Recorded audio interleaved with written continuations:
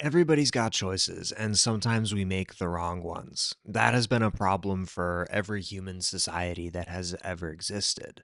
But historians of the future are probably going to look back on this era, the end of the 20th century, the beginning of the 21st, and say few societies have ever been as obsessed with choice as this one. And one place you see it is in our memes.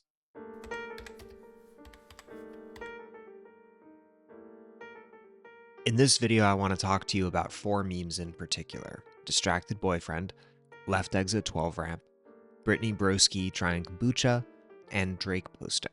And across these four memes, what I see is both a performance of choice, in that often they represent the I of a poster or the us of a group of users, but also an obsession with whether choices are correct, whether choices harm others, whether choices are really free and unconstrained, and whether choices can really be understood as our own, or kind of arising from the situations in which we find ourselves. Most of these memes originate in the late 2010s. The Drake one is from 2016, Distracted Boyfriend and Left Exit 12 Ramp are 2017, and the Brittany Broski Kombucha Girl meme is 2019.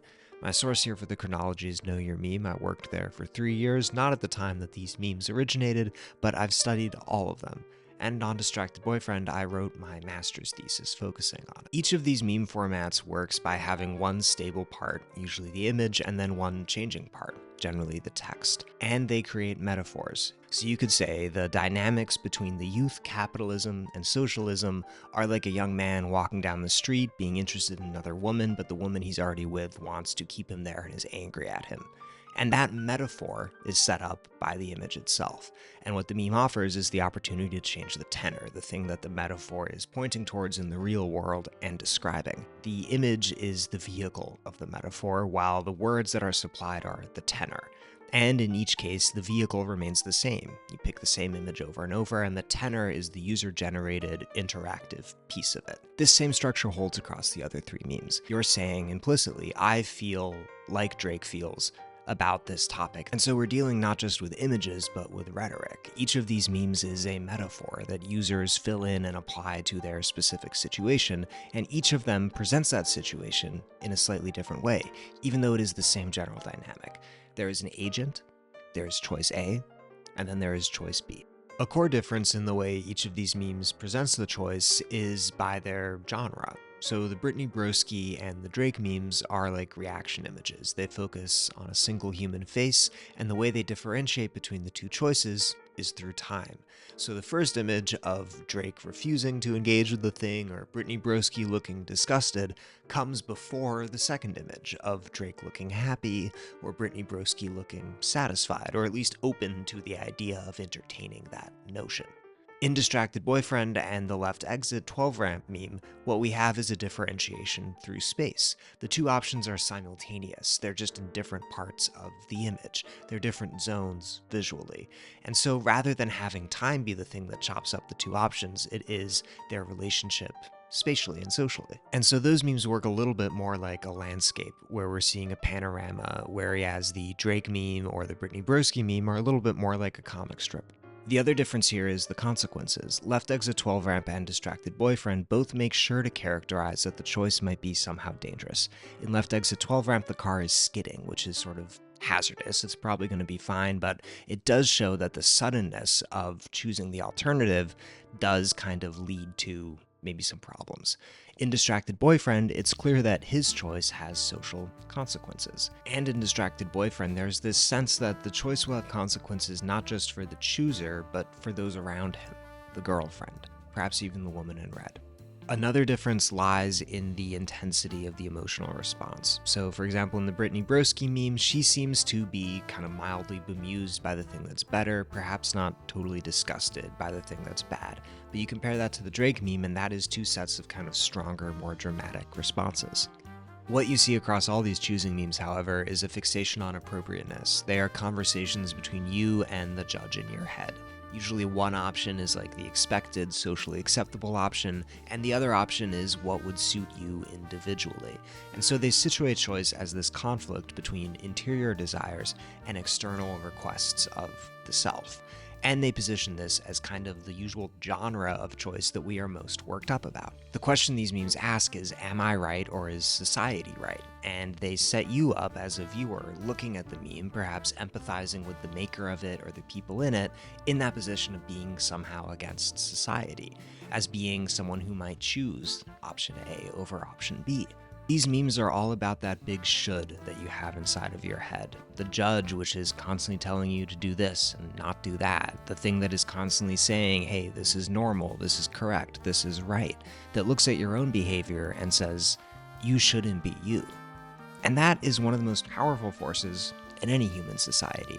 But I think in ours, we are strangely obsessed with that set against our radical individualism. More broadly, I see these memes and others responding to an environment where choice increasingly has become the organizing principle of our lives, and also one of the core sort of structures of legitimacy for the regimes under which we live. For example, on social media, you have an infinite choice of other content you could watch, and so whatever you are watching feels in some sense like it is yours, like it is affirming some kind of agency, that you are here because you chose to be here, and the architecture of the platform is what has enabled that choice. In a broader sense, the platforms position themselves as enabling our individuation, as letting you be you. And in many cases, they honestly have served this purpose. People have discovered new topics, new identities, new ways of being that previously weren't on offer to them. But people have also found that being able to sit in the pilot seat of their own life, informationally, media-wise, being able to choose what you watch instead of having to resort to whatever was on the 3 big cable channels, has also led to senses of anxiety and dislocation, a feeling that you're missing out on the best content because you aren't able to choose correctly for yourself. And this is just one dimension of the problematics of choice that I see represented in these memes. Another dimension is the sense that while we have a lot more choice, it's not necessarily important or significant choice. You go to the grocery store and there's 20 different kinds of potato chip to choose from, but all of them are going to have microplastics in them. You go on Tinder and there's 400 people to choose from, but first of all, they might not choose you, and secondly, your engagement with them is superficial. You have a few photos, a few, sentences they've typed to go off of. And so as these platforms present these senses of unlimited choice, they seem to cheapen the relevance of our options. Or it starts to feel like a kind of labyrinth where you're constantly able to make whatever turn you want to make, but it's just going to lead you to be deeper trapped inside of that maze. And I think a lot of these memes are responding to that feeling. And I think a lot of hypertext literature from earlier moments in the internet or types of games also responded to that sense of choice, as wondering whether the choices we do have, that we have been afforded by the system, are those important choices, or are they a distraction from the fact that larger choices about where we live, where we work, what we can be and do are closed off to us? There's 3 things about the choices presented in these memes that I think are worth talking about, and that strike me as very strange. The first is that overwhelmingly we're seeing a binary choice.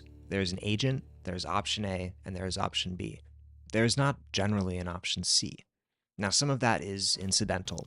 These are images, you can't fit that much in the frame. But I think another part of it stems from the platforms they're taking place on. The fundamental gesture that a computer reads when you interact with it is binary. Not only is binary code then translated into machine code and then translated into whatever code renders what you're seeing on the screen, the computer's main way of knowing you is by whether you click or not. And so that's a yes-no signal. They don't read ambiguity in the way that humans read ambiguity. Now, on top of that yes-no signal and sort of the branching chain of other points of data it gets about you, it can produce a more complex picture.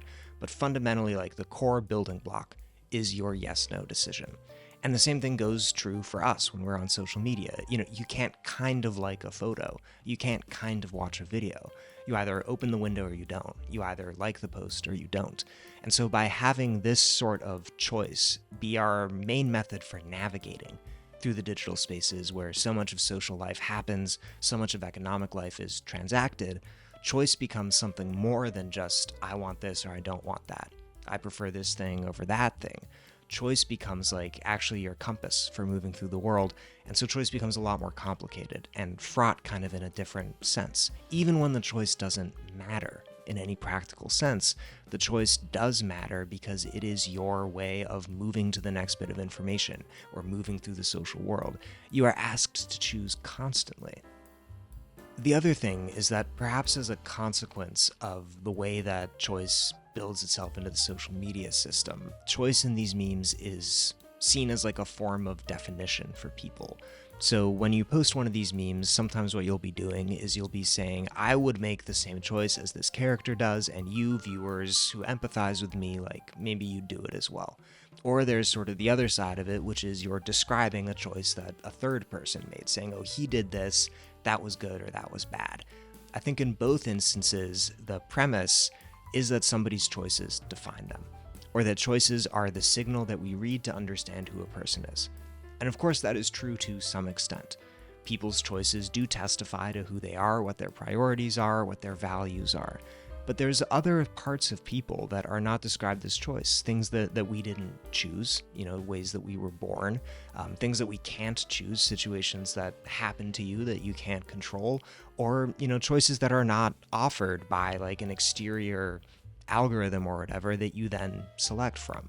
And there's choices that, are not easily legible and codable. And so I think by choice becoming the means of navigating through these digital platforms, through these digital spaces, choice also becomes a means of self-expression. And it gets privileged over other kinds of self-expression, whether it is embodied presence, someone looking at you, someone talking to you, or it's like your own production of things that you make. Instead of being you through the objects you interact with, through the people you touch, through the things that you are, the qualities that adhere to you, you end up being you through your selection from a menu that is handed to you by another person or another machine. It's like instead of telegraphing what's inside of you through, saying something or doing something or being something, you are forced to kind of channel yourself through the categories, the options that are given to you as a consumer, given to you as a user, given to you as a participant. And so by forcing us to translate ourselves into a sum of choices rather than any of the other things that we could be expressed as, I think what the internet often does is it places us in this situation where our choices feel like they are our clothes, that our choices will always be judged, that our choices are our main ways of expressing ourselves to others, understanding others as they are appearing in front of us, and also of understanding ourselves, that we look in the mirror and we see ourselves as the sum of choices we have made from a menu of options that are not ours and that we did not select for. And then the third thing about these memes and their presentation of choice that interests me is they seem to present it as like a single definite moment. The boyfriend is there on the street, he is looking at the other woman, the girlfriend is looking at him. The car has decided to suddenly swerve. Drake has, very legibly gone from seeing the thing and not liking it to seeing a different thing and liking it. And often I think our choices just don't work this way. You can't think of like one specific decision point most of the time that you were one way and then afterwards you were another, or you believed one thing and then afterwards it was another thing. And if it is that one particular point, it's often like the straw that broke the camel's back. Our choices are the result of processes, that they happen across a broad range of time, and like it's cumulative. It's not this sort of sudden break that is easy to classify, and then we go back and we change our minds as well. And so I think these memes sort of present choice as a very definite thing that is very pinpointable and that is very like single and distinct. And often in real life, you're writing in pencil rather than pen, actually. Choices are reversible. Choices are the result of a bunch of other choices. There's processes involved. You often have more than two options. Like, the way these memes present choice, I think, is very anxious and very fraught, in that they worry that it is not something you can reverse, that it is morally weighted, and that it is like you have this moment, and then you're going to have no other moments. The other thing is that across all of these memes, there seems to be a recurring pattern, not in every single posted example, but in most of them I've looked at and studied, where you're an agent choosing between choice A and choice B. But choice A will be like the traditional thing, the thing you should do, the thing that people expect you to do, the normal thing. And choice B will be like what you want to do, your private desire, your own kind of authentic self yearning. And often these will map onto different kind of categories of life. So like option A will be very like public minded, pro-social. Option B will be antisocial. Or option A will be like IRL, and option B will be the online world. Or kind of option A might be the mainstream, and option B will be the niche online community. And so you have this same choice essentially being repeated over and over again and depicted over and over again obsessively. And part of the reason has to be that this is a choice people are always making, that you and I have made several times, maybe even several times today, choosing between what you want and what you are supposed to want or supposed to do. And there's a few assumptions baked into this. The first one, which may be accurate, is that there is that opposition, that what you want is not what other people want, that society is against you, that your own flourishing and desires have to happen in opposition to society. Or if you want to achieve them in any sense, you have to strike some kind of compromise, that you're going in opposite directions, which is sometimes true, but I think not entirely true. There are things that all of society wants that I also want, such as safety, clean water, etc., solidarity, that kind of thing. The dynamic of these memes is also an argument with a judge inside of your head. It's about that big should that we all go through every single day. You might put it in Freudian terms and say it's like superego versus id, and then the choosing agent is the ego. And so maybe there's a component here of fantasizing. What if I could really go off with the woman in red instead of the woman in blue? And this is one of the things art often does, is it allows us to live outside of our means for a moment or dream beyond what the limits of our own lives are. But then there's another side of this, which could also be like repressing, being like, hey, you might want the woman in red, but everybody else looking at this meme agrees that we should really all be with the woman in blue. And it's interesting to see that social function and that interplay sort of occur. And that's not at all unique to this era. People are always clashing between what they want and what the society around them wants. But it's interesting that the memes are sort of constantly reenacting that and restaging that, obsessing over it. These memes are all a conversation between us and the judges in our heads, and it suggests to me that one of the big dynamics going on inside of a bunch of people, inside of me, maybe inside of you, is that constant argument. There is a voice of what is normal, what is expected, what is okay, and going against that voice is the voice of the individual. And what the internet will often do is it'll say, here is a way that you don't have to listen to that big voice. Here's a way that you can be yourself, and here's a bunch of other people who agree with you, who also want to go after the woman in red. And there's benefits to that, definitely. But in another sense, it's sort of like the internet has hidden what that voice of authority actually sounds like or is, and made it just into the user interface of the platform you're on. Then at the root of all of this, you see a question that's about free will. Do the choices I'm making actually matter within the social context that I am in? Is it like the potato chip aisle, where you go and there's 20 different varieties of potato chips, and so on like a micro level, you have the liberty to be whatever kind of consumer you want to be, but on a macro level, you can't choose to not eat the microplastics. You can't choose like the direction of the country that you're in.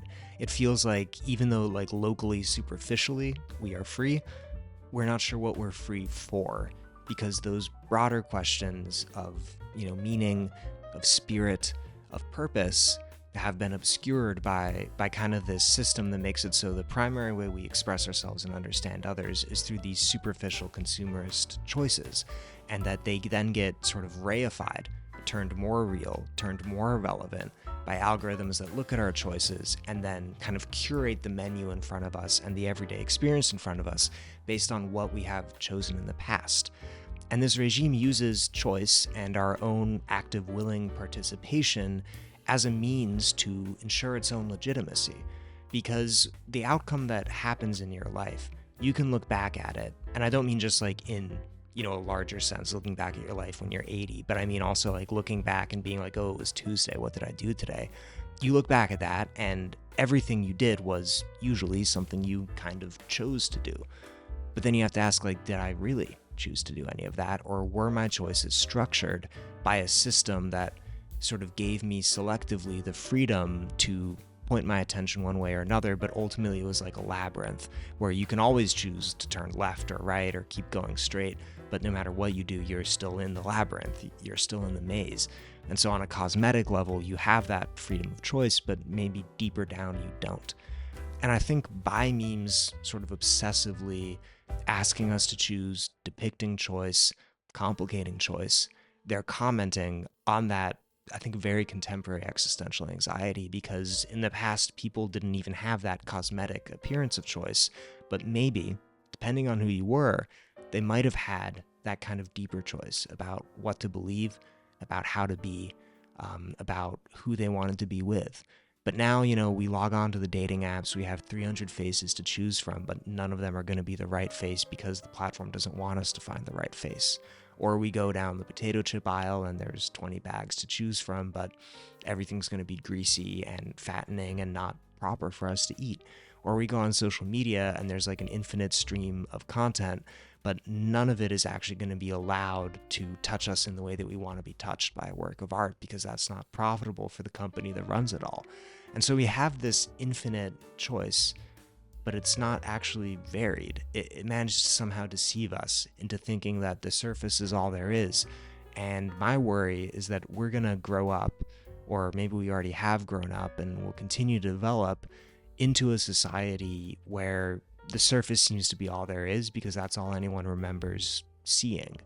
I think people will always maybe have a yearning for something deeper and stranger and truer and weirder, and memes definitely attest to that. Memes are like the glitch inside of the system that runs everything. Memes are kind of this disruptive, random bit of energy. They're their artful expression. They're people asserting themselves despite this system that wants to standardize and regulate and restrict them in ways subtle and not so subtle. We grew up being told like the world was our oyster, dream it and you'll be it. And now our generation is experiencing a world where that's definitely not true, where we don't get to choose, where the biggest issues of our day that are going to affect us more than any other force in our life, I'm talking like climate change, AI, authoritarian takeover, people feel powerless in front of that. They don't feel like they have the choice. When in actuality, if you actually look at history, actually look at the situation, there are still moves left to make. The game is not done.